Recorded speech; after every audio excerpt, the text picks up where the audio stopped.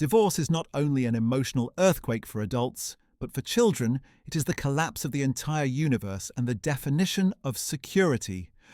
We often focus on our own emotions and forget that children are dealing with a double pain: sadness for losing the integrity of the family and fear of an uncertain future.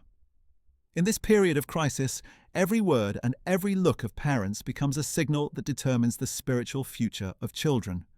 With experience working with thousands of families rebuilding their lives after a breakup, I have found that there are 3 sayings and 3 linguistic behaviors that parents, whether intentionally or unintentionally, often use, which have created deep and almost indelible psychological scars in the hearts of children. These are not just wrong words, but invisible psychological clamps, forcing children to carry the burden of adults and forcing them to betray one of the 2 people they love the most. The truth is, what parents say in the first 6 months after a divorce has the power to shape their children for the next 6 years. The ultimate task of post-divorce adults is to protect their children's right to be children, and that starts with absolutely avoiding these 3 statements. We need to replace blame and burden with certainty, stability, and unconditional love. The first taboo is making a child a cruel choice. The taboo: you must choose to live with either mom or dad. This statement is a devastating blow to a child's soul, stripping them of their basic innocence and security. Asking a child to choose where to live is not just a logistical decision, but an emotional betrayal.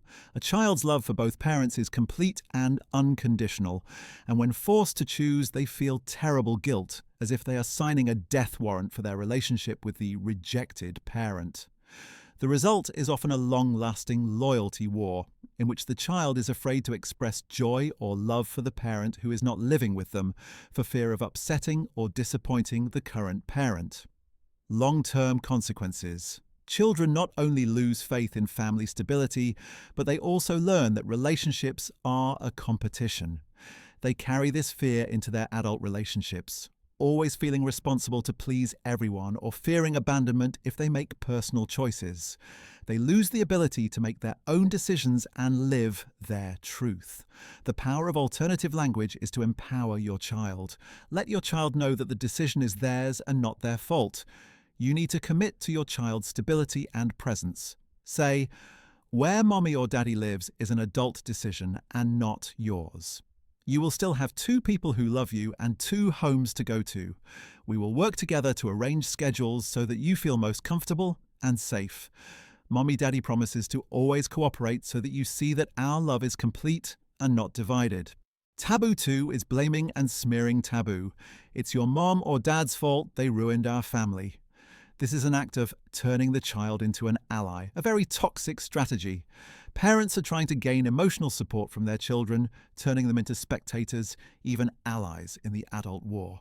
Smearing an ex, whether based in fact or not, will leave children torn between their innate loyalty and the truth they hear. If you say the other parent is a bad person, but your child still loves them, they will be faced with 2 conflicting truths. Cognitive confusion. The long-term consequence is that when children are constantly hearing negative criticisms about their blood half, they not only lose trust in the parent being smeared, but also doubt themselves. If I'm half that bad person, am I a bad person?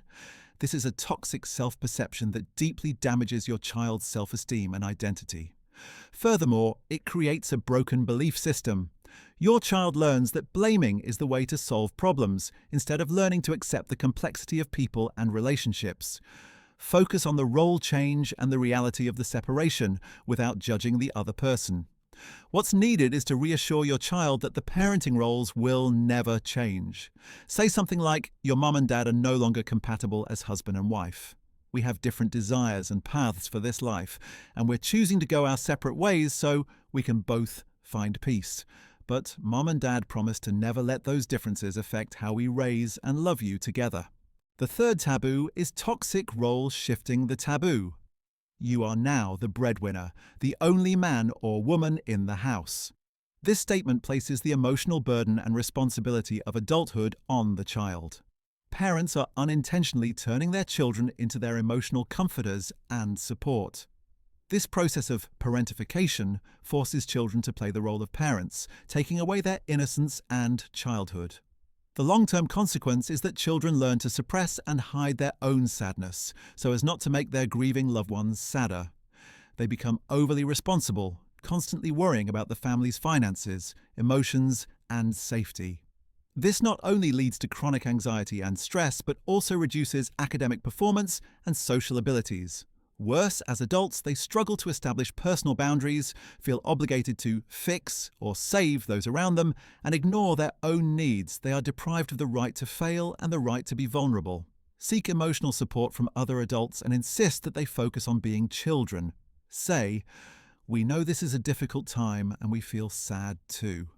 But we are adults and we have friends, family, and professionals to confide in and help us. Your only and most important job right now is to be a child, to learn, to play, and to explore the world. We don't need you to be strong for us. We just need you to be yourself." Divorce is the end of a relationship, not a family or a parenthood.